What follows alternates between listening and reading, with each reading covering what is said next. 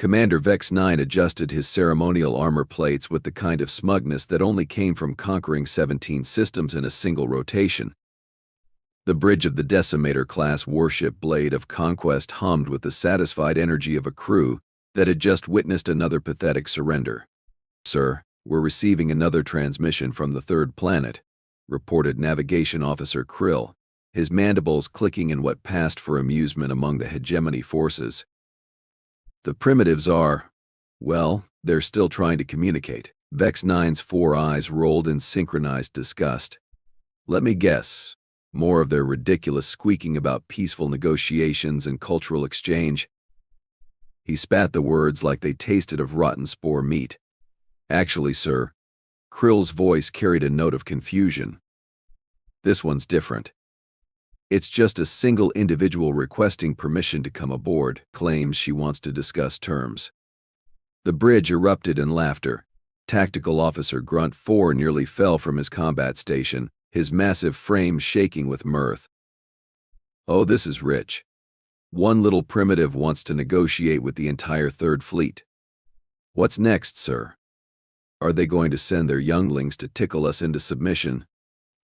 Vex 9 leaned back in his command throne, a structure that had been carved from the bones of the last species foolish enough to resist the hegemony. "You know what? I'm having a slow day. Bring this diplomat aboard. I could use some entertainment before we start the orbital bombardment." "Sir, are you certain that's wise?" asked Science Officer Tech 12, his voice tinged with the kind of caution that came from actually studying their enemies instead of just crushing them. "Our preliminary scans of this species show some unusual readings." Vex 9's laugh was like glass breaking in a meteor shower. "Unusual readings? Tech 12, they're barely out of their Stone Age. Their most advanced technology appears to be controlled fire and pointed sticks. What could possibly be unusual about that?" "Well, sir, their neural activity patterns are off the charts, and their bone density, muscle fiber composition, and reaction times are boring." Vex 9 interrupted with a dismissive wave of his primary manipulator. "I don't care if they can juggle plasma grenades with their feet. They're primitives, and primitives get crushed. But first, let's have some fun with their little ambassador." 30 minutes later, the shuttle bay doors hissed open to reveal what had to be the most underwhelming sight in galactic military history. A single biped, barely reaching Vex 9's chest height, walked calmly across the hangar deck. She wore simple cloth garments that looked like they'd been sewn together by someone who'd never heard of fashion, and her only visible weapon was a long, straight piece of carved wood. "That's it?" Grunt 4 whispered, his voice carrying easily in the cavernous space. "That's their great negotiator? She looks like she couldn't intimidate a maintenance droid." The human female stopped precisely 10 meters from the assembled hegemony officers, planted her wooden staff on the deck with a soft thunk, and smiled. It was the kind of smile that made Tech 12's sensors start chirping warning signals. "Greetings," she said, her voice carrying clearly despite the echo. "I am Dr. Maya Patel, and I represent the people of Earth. I've come to discuss the terms of your departure from our system." The silence that followed could have been cut with a plasma blade and served at dinner. Then Vex 9 began to laugh, a sound like a dying star going supernova. "Our departure? Oh, this is magnificent. Absolutely magnificent. Tell me, little primitive, what makes you think we're going anywhere?" Maya's smile didn't waver. "Because you're going to leave voluntarily, or I'm going to make you leave involuntarily. Your choice."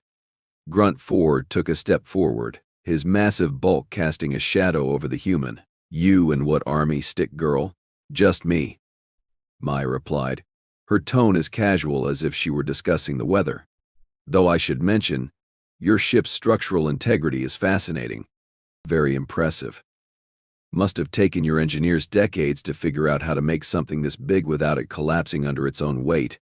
Vex 9's amusement was rapidly turning to irritation. "Are you here to negotiate, or to give us a lecture on engineering?" "Oh, I'm here to negotiate," Maya said, shifting her grip on the wooden staff. "But I'm also here to demonstrate something your species seems to have forgotten in all your conquering." "And what would that be?" Tech 12 asked, his sensors now actively shrieking warnings that everyone was ignoring. Maya's smile turned predatory. That sometimes, the most primitive tool is also the most effective one. Before anyone could react, Maya moved, not quickly by human standards, but with a fluid precision that caught the hegemony officers completely off guard. The wooden staff spun in her hands like it was alive, the carved end striking 3 specific points on the deck plating in rapid succession. "What are you doing?" Vex 9 demanded, his hand moving to his sidearm. "Demonstrating," Maya replied, stepping back as the deck plating beneath Grunt 4's feet began to buckle. Her ship's structural support relies on a distributed load system. Very clever, very efficient. Also very vulnerable if you know exactly where to apply pressure. Grunt 4 looked down just as the section of deck he was standing on gave way with a screech of tortured metal. His massive form plummeted through 3 decks before coming to rest in what sounded like the main water recycling system. "Impossible," Vex 9 breathed. "You struck the deck with a piece of wood, a piece of wood." "A very precisely carved piece of wood," Maya corrected, now spinning the staff with casual ease. "Made from earth oak, shaped using techniques my people have been perfecting for thousands of years. You see, Commander, while you've been busy conquering the galaxy with your fancy energy weapons and quantum drives, we've been learning how to use leverage, force multiplication, and applied physics with nothing but hand tools and stubborn determination." Tech 12's voice cracked with panic. "Sir, I'm reading massive structural stress patterns throughout the ship. Whatever she did, it's cascading through the entire support matrix." "Shooter," Vex 9 roared, drawing his plasma pistol with practiced speed. Maya sidestepped the energy blast with infuriating ease, the wooden staff deflecting the superheated plasma as if it were nothing more than a strong wind. "Your weapon systems are impressive too," she commented, closing the distance between herself and the commander. "Lots of moving parts. Very sophisticated targeting systems. Must be a nightmare to maintain." X9 fired again, and again Maya deflected the shot. This time, however, the reflected energy struck the primary targeting computer for the ship's main guns. Sparks flew as critical systems overloaded. "How?" Vex 9 gasped, backing away from the advancing human. "How are you doing this?" "Practice," Maya replied simply. "Lots and lots of practice. You see, Commander, your species has forgotten something important. Technology is just a tool, and tools are only as good as the person using them. You've become so dependent on your advanced weapons that you've forgotten how to fight. We are the greatest military force in the galaxy," Vex 9 protested, his voice rising to a near shriek. "We have conquered hundreds of worlds." "You've conquered hundreds of worlds that tried to fight you on your terms," Maya corrected, the staff now moving in complex patterns that seemed to hypnotize the remaining bridge crew. Energy weapons, shields, starships, orbital bombardments, all very impressive. "But you know what none of your previous enemies ever tried?" "What?" Vex 9 whispered. Maya's grin was absolutely feral.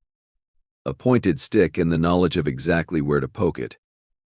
The wooden staff moved with surgical precision, striking pressure points on Vex 9's armor that no one had ever thought to protect.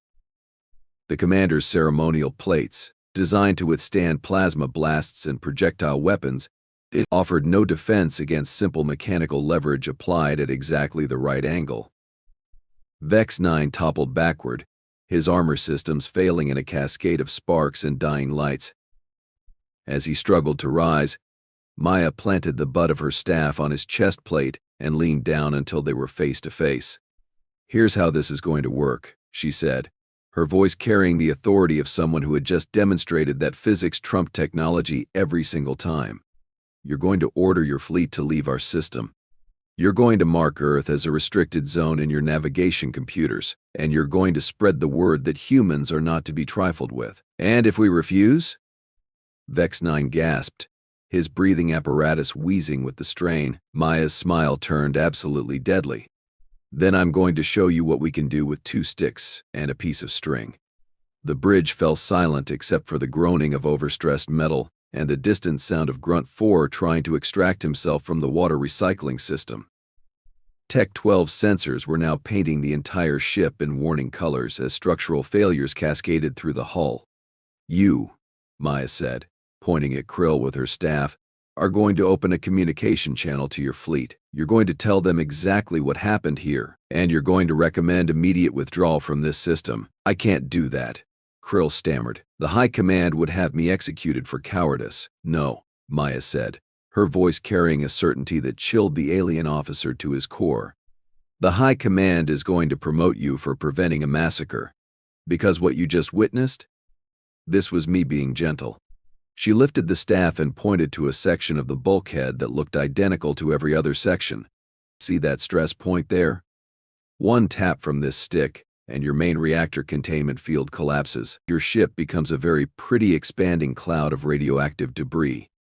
And your precious fleet gets to explain to the High Command why they lost a Decimator-class warship to a primitive with a piece of wood." Tech 12's voice was barely a whisper. "Sir, she's not bluffing.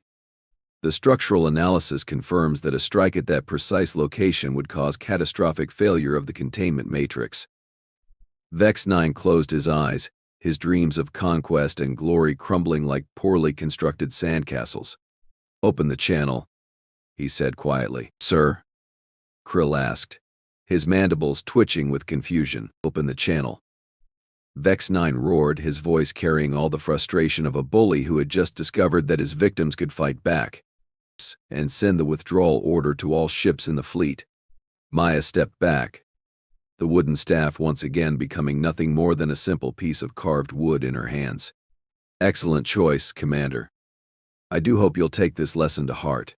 Sometimes the most advanced technology in the galaxy is no match for a primitive who knows how to use what she has."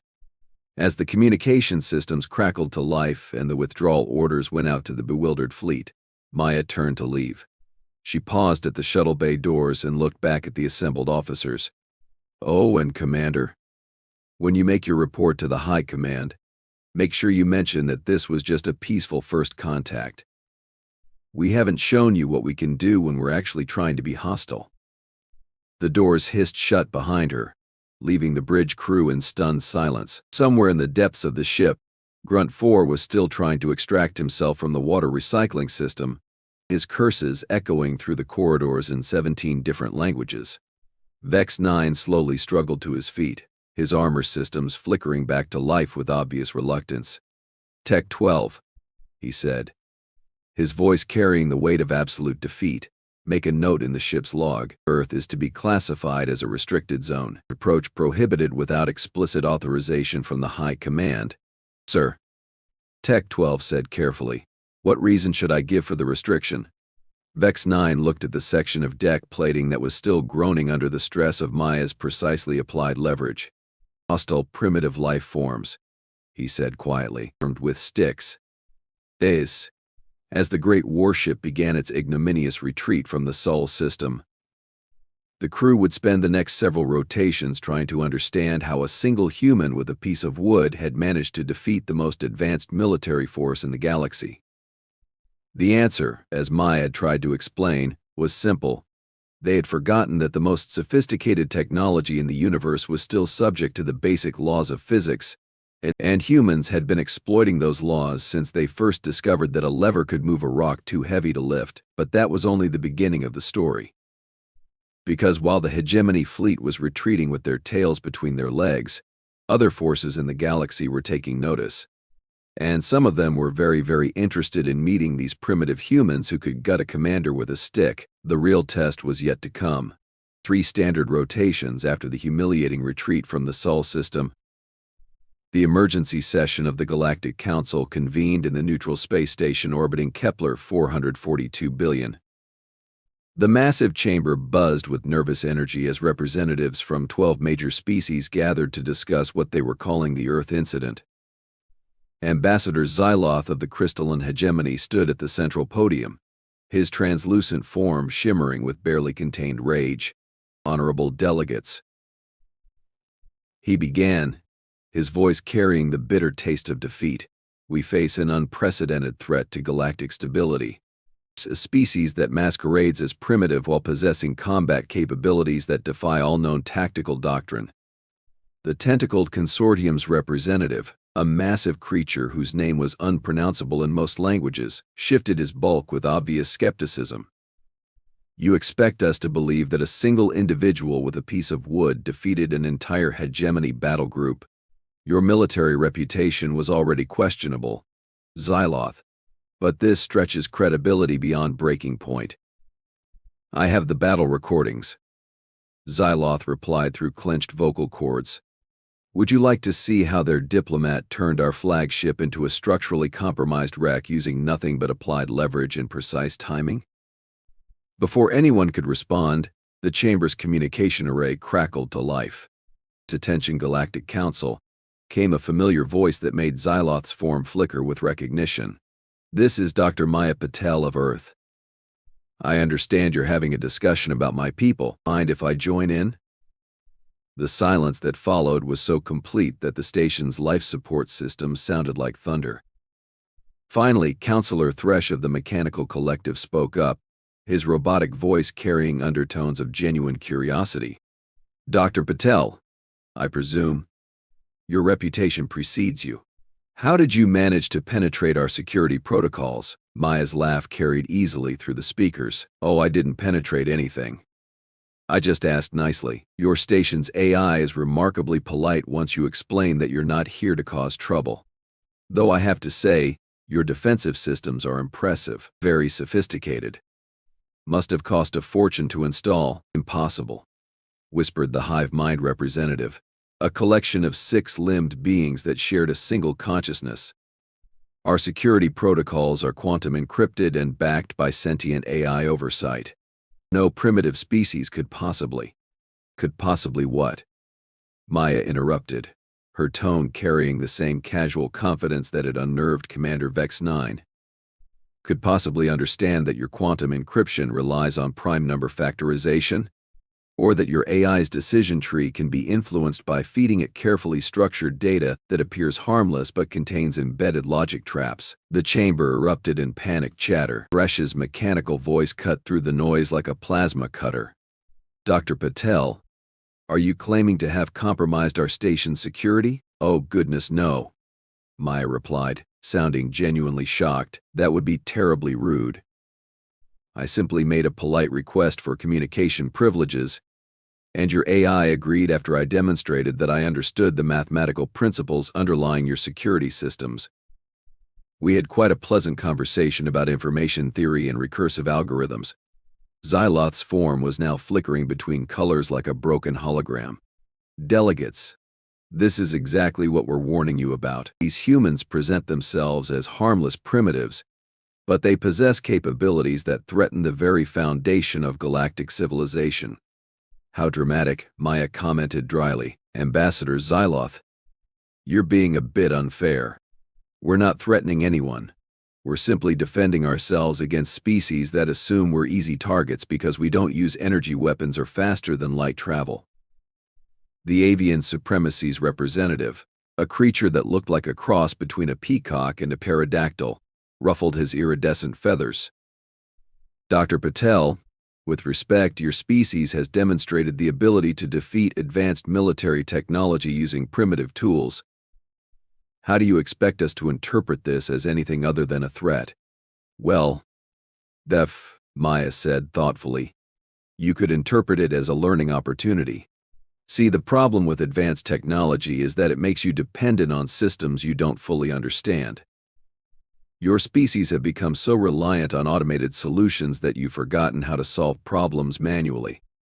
"Preposterous," squawked the avian representative. "Our technology is the result of millions of years of evolution and refinement. And it's very impressive," Maya agreed. "But when was the last time any of your species actually calculated orbital mechanics by hand? Or determined structural load tolerances without computer assistance? Or figured out how to start a fire without an energy source?" The question hung in the air like a challenge. Counselor Thresh was the first to respond, his mechanical voice carrying a note of uncertainty. "Those are obsolete skills. Our technology has advanced beyond the need for such primitive methods." "Has it?" Maya asked. Because from where I'm sitting, it looks like your technology has advanced beyond your ability to understand it. You've created systems so complex that you can't function without them. We humans, on the other hand, understand our tools from the ground up. The tentacled consortium's representative made a sound like wet leather slapping against metal. Are you suggesting that primitive technology is superior to advanced systems? I'm suggesting that understanding your tools is more important than having fancy tools, Maya replied. A human with a stick who knows exactly how to use it is more dangerous than an alien with a plasma rifle who doesn't understand the physics behind the weapon. Prove it, Xyloth challenged, his form stabilizing into an aggressive posture. If human primitive methods are so superior, demonstrate them under controlled conditions. Oh, I'd be delighted, Maya said, her voice carrying the kind of enthusiasm that made everyone in the chamber simultaneously excited and terrified. I assume you have some kind of combat arena on this station. We do, Thresh confirmed.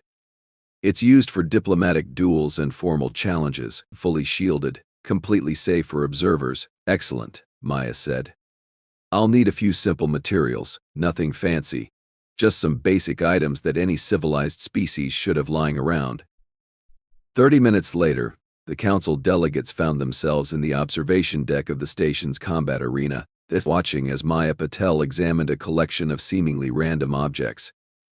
She had requested rope, metal rods, adhesive compounds, and what appeared to be common maintenance tools. This is absurd, Xyloth muttered, his form flickering with nervous energy. What kind of demonstration requires janitorial supplies? The kind that's about to revolutionize your understanding of combat effectiveness, Maya replied, her voice carrying clearly through the arena's communication system. Now, I need a volunteer opponent. Someone with standard military equipment and training.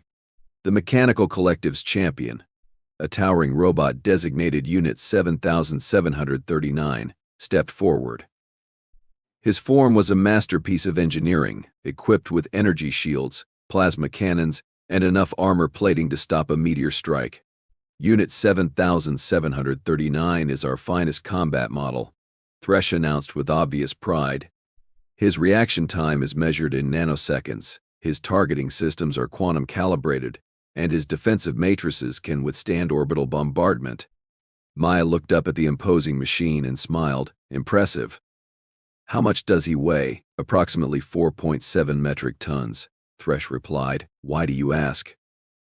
Just curious, Maya said, beginning to tie knots in the rope with practiced efficiency. Weight distribution is important when you're dealing with leverage and momentum. Physics, you know. The arena's automated systems activated, creating a transparent energy barrier between the combatants and the observers. Unit 7739's weapons came online with a series of impressive electronic sounds. While Maya finished her preparations by attaching the metal rods to the rope in a configuration that looked like a child's playground equipment. Combat simulation initiated, announced the arena's AI. Combatants may begin when ready. Unit 7739 raised his primary weapon array, targeting systems locking onto Maya's position. Human, you have 5 seconds to surrender before I demonstrate the superiority of advanced technology. Oh, I'm not going to surrender, Maya replied, holding what appeared to be a simple rope and pulley system. But I appreciate the warning. Very sporting of you. The robot's plasma cannons fired, energy blasts that could have vaporized a small building. Maya wasn't there when they arrived. She had used her makeshift pulley system to swing sideways with surprising speed, the metal rods she'd attached to the rope spinning in complex patterns that deflected the energy blasts back toward the arena walls. Impossible, Thresh whispered. Those are simple mechanical devices. They can't deflect plasma energy. They can't absorb it, Maya corrected, now swinging in a wide arc around the confused robot, but they can redirect it. Plasma is still matter, still subject to electromagnetic forces. If you know the right angles and have the right materials, you can bounce it around like a rubber ball. Unit 7739 spun in place, trying to track the rapidly moving human. His targeting systems, designed to lock onto conventional movement patterns, couldn't predict the chaotic swinging motion that Maya had achieved with her improvised rope system. It stand still and fight. The robot demanded, his weapons firing in random patterns. Why would I do that? Maya asked, using the rope to swing directly overhead. That would be tactically unsound. Rule number 1 of human combat: never fight on your opponent's terms. She released the rope at precisely the right moment, dropping directly onto Unit 7739's back. The robot's armor was designed to withstand frontal assaults, not the concentrated pressure of a human using leverage to apply force at specific weak points. What are you doing? Unit 7739 demanded, his systems registering stress in areas that weren't supposed to be vulnerable.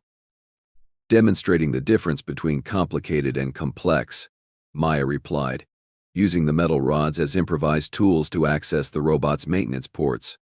Your armor is very complicated, lots of sophisticated materials and energy systems, but it's not complex, because it follows predictable patterns. Human combat thinking is complex, because it's unpredictable and adaptive, with a series of precise movements, and Maya used the adhesive compounds to seal Unit 7739's weapon ports while simultaneously using the rope to bind his articulated joints. The robot's advanced systems began to fail not because they were damaged, but because they couldn't function when their basic mechanical operations were constrained.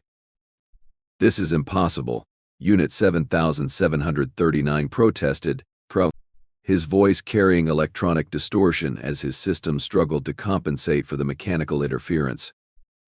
I am equipped with countermeasures for every known form of attack.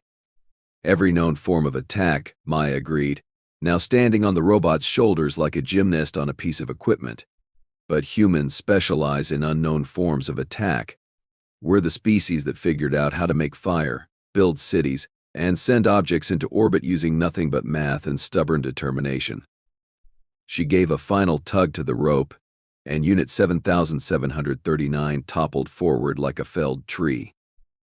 His sophisticated systems were intact, his weapons were functional, and his armor was undamaged. But he couldn't move, couldn't aim, and couldn't function because Maya had used simple mechanical principles to constrain his complex technological systems.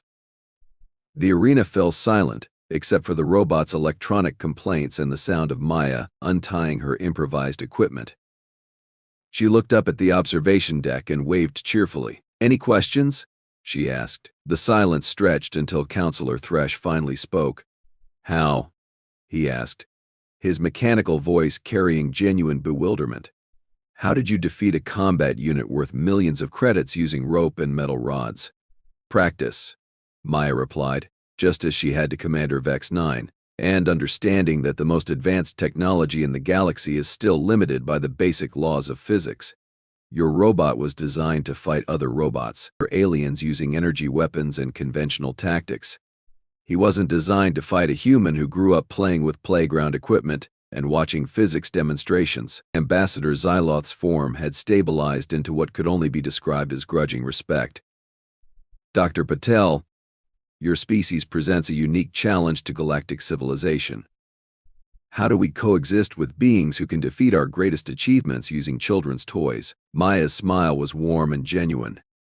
"The same way you coexist with any other species, Ambassador, with respect, communication, and the understanding that different doesn't mean inferior. Humans don't want to conquer the galaxy. We just want to be left alone to develop at our own pace. And if we refuse?" asked the avian representative. Maya's expression didn't change. But Tim.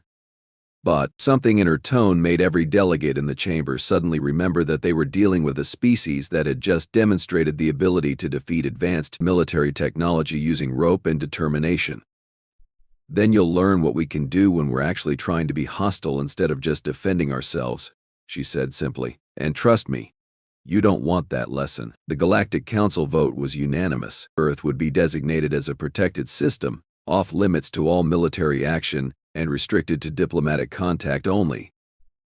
The motion passed with a speed that would have been impressive if it hadn't been motivated by sheer terror. As the delegates filed out of the chamber, Maya's voice followed them through the communication system one last time. Oh, and counselors? When you update your military databases, make sure you include a note that humans are the species who figured out how to split atoms using nothing but math and stubbornness. Just in case anyone else gets ideas about primitive technology being inferior to advanced systems. The communication ended, leaving the council members to contemplate a universe where the most dangerous species in the galaxy were the ones who had learned to be resourceful instead of just relying on fancy gadgets. Back on Earth, Maya Patel put down her communication device and returned to her real job, teaching high school physics to a classroom full of teenagers who had no idea that their homework problems were actually tactical manuals for defeating galactic empires. After all, someone had to make sure the next generation understood that F equals ma, and that sometimes the most primitive solution was also the most effective one. The galaxy would never be the same.